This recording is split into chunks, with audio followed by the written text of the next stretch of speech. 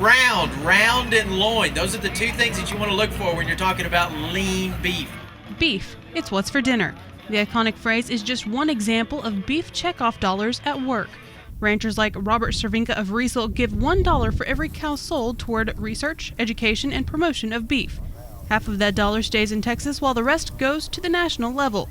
Unfortunately, his contribution has been cut in half due to the stubborn Texas drought.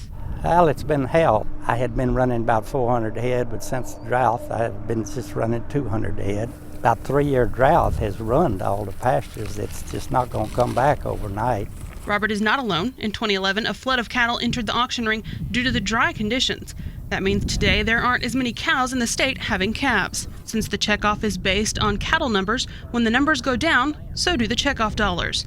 Plus, that dollar is only worth about half of what it was when the program started. As you look at the cattle herd, not only in Texas but across the U.S., it's the smallest beef cattle herd that we've seen since the 1950s, so it does have an impact on the programs that we're able to execute on behalf of beef producers in the state of Texas and beef producers across the U.S.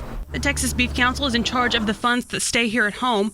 In the last few years, they've seen their budget drop by 1/3. Until the drought is over, those numbers will likely continue to decline. But ranchers in the Lone Star State have an idea, and the governor's signature paved the way. House Bill 2312 by Representative Kyle Cassell sets up a mechanism for a state beef checkoff program where Texas ranchers will decide where the money goes. Ranchers will have to vote on whether to create the state checkoff through a referendum this year. We're one of those rare high beef cattle producing states that also has high population and increasing population. We can spend a lot of that money right here at home, and I believe that's going to be an angle of it that proves appealing to lots of beef producers as they're deciding at some point in 2014 whether or not to support an additional checkoff here at the state level. Ranchers like Robert want to see the Texas Beef Council continue to promote beef as well as correct misinformation about this healthy source of protein. And he's willing to put his money where his mouth is. With the cattle numbers way down, they're just not going to have the money to operate. I want them to continue doing the good job they're doing. For TFB News, Jessica Domel, Riesel.